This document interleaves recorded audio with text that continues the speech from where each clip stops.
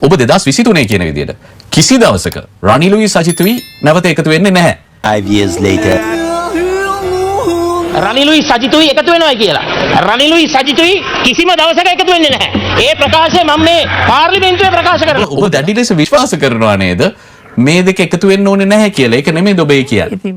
ප්‍රතිපත්තිමය වෙනස්කම් ඉතාමත්ම විශාල ලෙස තිබුණු නිසා කොහොමද එකතු වෙන්නේ? එහෙනම් මොකටද සාකච්ඡා කරන්නේ? ඒක අපි සාකච්ඡා කරේ ප්‍රතිපත්තිමය එකඟතාවයකට එන්න පුළුවන්ද බැරිද කියන කාරණාව. ඉතින් ඒත් නායකයා රනිල්නේ ඔබ කියනවානේ නායකත්වයේ පිළිබඳ ප්‍රශ්නයක් නෙවෙයි. නමුත් ඔබ කියනවා රනිලුයි සජිතුයි කිසි දෙනෙක් එකතු වෙන්නේ නැහැ කියලා. ඒ ප්‍රතිපත්තිමය වශයෙන් තිබුණු පරස්පරය නිසා. ඔබ එහෙම කියන්නේ. දැන් මෙහෙම දෙයක් මට හිතෙනවා. ඔව්. මේ සාකච්ඡාව සමගි ජන බලවේගය දිය කරන ආකාරයට ඉදිරියට ගෙන යාම මම හිතන්නේ ඒක ඉතාමත්ම වැරදි. මම ඔබතුමාගේ පැහැදිලි කරා. ඔව් මම දන්නවා මේක කොයි තැනටද යන්නේ කියලා. ප්‍රශ්නයක් නෑ අහන්න. මම ඔබතුමාට කියන්නේ මේ සාකච්ඡාව අපි යොමු කරමු රටේ ප්‍රශ්නවලට. අපිට කාලය තියෙනවා. රටේ ප්‍රශ්න වලට ජනතාවගේ ප්‍රශ්න වලට මම මේ ප්‍රකාශය කරේ. ඒ ප්‍රකාශය අදත් මම කරන්නේ ප්‍රතිපත්තිමය ගැළපීමක් නොමැති නිසා. ඔබ කිසි දෙනෙක් රනිල් වික්‍රමසිංහ සමග යලි එකතු වෙන්නේ නැහැ කියන ප්‍රකාශය කරන්නේ ප්‍රතිපත්තිමය වශයෙන්. මේක රනිල් වික්‍රමසිංහගේවත් සජිත් ප්‍රේමදාසගේවත් ප්‍රශ්නයක් නෙවෙයි. එකට එකතු වීමකට මම ඔබතුමාට කිව්වා වගේ ඔය තවත් ඔය පොඩි පක්ෂ තියෙනවා. ඒ අයට ප්‍රතිපත්තිමය එකගතාවයකට එන්න පුළුවන් නම් අපි ඒත් එක්කත් එකතු වෙනවා. ඔබතුමාට කියන කැමති මේ අලුත් දේශපාලන සංස්කෘතියක් ගැන බොහෝ දෙනෙක් කතා කරන මේ අවස්ථාවේ හුදෙක් ඔලු ගෙඩි එකතු කිරීම තුළින් අංක ගණිතය තුළින් ක්‍රියාත්මක වෙන ඒ දේශපාලන සූදුවට අපි සම්බන්ධ වෙන්නේ නැහැ. මම ඔබතුමාගෙන් පොඩි දෙයක් අහන්නම්. මම හිතන්නේ මේක මීට පෙරත් මම ඔබතුමාට පැහැදිලි කරලා තියෙනවා. අනුර කුමාර දිසානායක ජනාධිපති අපේක්ෂකවරයාට ඡන්ද ලැබුණේ පවතින රජයට පක්ෂවද විරුද්ධවද? විරුද්ධ. හරි. සමගි ජන බලවේගයට ඡන්ද ලැබුණේ පවතින ජනාධිපතිවරයා ප්‍රමුඛ පක්ෂයට විරුද්ධවද පක්ෂවද? ඒත් විරුද්ධව. ඒත් විරුද්ධව. එතකොට මං අහන්නේ එතනින්ම අර ඉලක්කම් කිහිපයක් එකතු කරලා අනේ මේ දෙක එකට තිබ්බනම් අරකට වැඩි කියන එක ඒක සම්පූර්ණයෙන්ම වැරදි නිගමනයක්. ඔබ එතනදී අර බ්ලොක් වෝට් කියන එක සම්පූර්ණයෙන් අමතක කරන විපක්ෂ නායකයා. විනාඩියක්. මගේ ප්‍රශ්නට ඔබතුමා පිළිතුරු දෙන්න. උත්තර දෙන්න. විනාඩියක්. පැහැදිලිවම ජනතා විමුක්ති පෙරමුණට එහෙම නැත්නම් මාලිමාවට ඡන්දයක් ලැබුණේ යම් කිසි ප්‍රතිපත්ති මාලාවක් තුළ මේ පොහොසත් රට ලස්සන ජීවිතය තුළ අපි ඉදිරිපත් කරපු ප්‍රතිපත්ති මාලාවට ඒ වරම ලැබුණා. ඒක සීමා සහිත වරමක්. ඒක දෙවෙනි තැනේ වරමක්. අර එජාපයට ලැබුණේ එහෙමත් නැත්නම් රනිල් වික්‍රමසිංහ ජනාධිපතිවරයාට ලැබුණේ අපේක්ෂක හැටියට ඒ පැවතුණු ක්‍රමයේම ඉදිරියට ගෙන යාම හොඳයි කියපු වරම.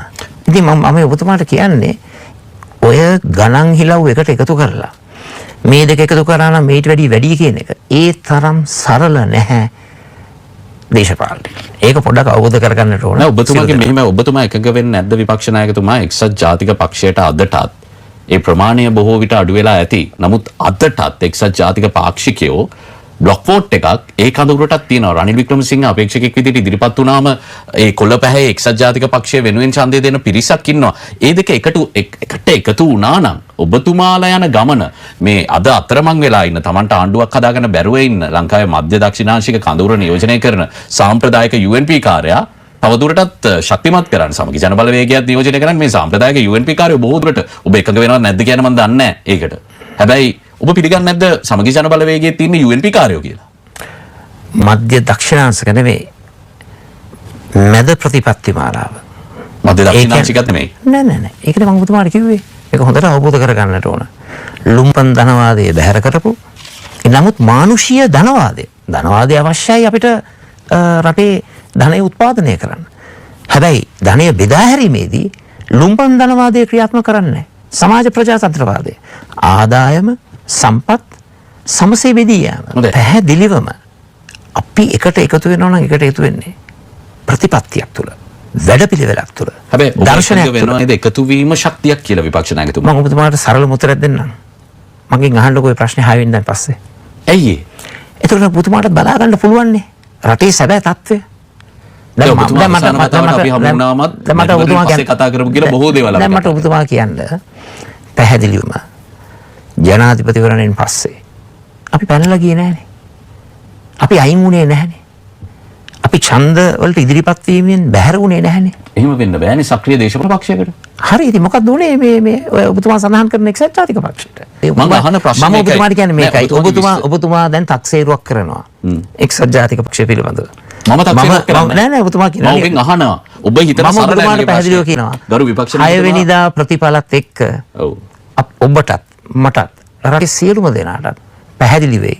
එක්සත් ජාතික පක්ෂය කොතනද ඉන්නේ කියන එක. අපි කොතනද ඉන්නේ කියන එක. ගරු විපක්ෂ නායකතුමා මං සරලව ප්‍රශ්නය අහන්නම්. එක්සත් ජාතික පක්ෂයත් සමගී ජන බලවේගයත් එක්ක සන්දානගත වීම සමගී ජන බලවේගයේ ප්‍රතිපත්ති මාලාවෙන් රට හදන දැක්ම සාර්ථක කර ගැනීමේ වැඩපිළිවෙලේ ශක්තියක් වෙනවා කියලා ඔබ විශ්වාස කරනවද නැද්ද? පැහැදිලිවම ප්‍රතිපත්තිමය වශයෙන් එක්සත් ජාතික පක්ෂ විතරක් නෙමෙයි. ඕනනම් අනිත් පක්ෂවල තව තියෙනවානේ අලුතින් බිහුව පක්ෂ.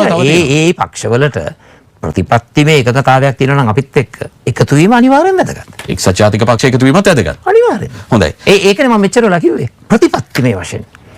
එහෙම නැතුව අහවලා ජනාධිපති නම් මම අගමැති. අහවලාට ඇමතිකම් මෙච්චර නම් අපේ පාර්ශ්වයට මෙච්චර ඇමතිකම්. අහවලාට සංස්ථා සභාපතිකම් මෙච්චර නම් මේ කණ්ඩායමට මෙච්චරක්. ඒවට අපි ලැස්ති නැහැ.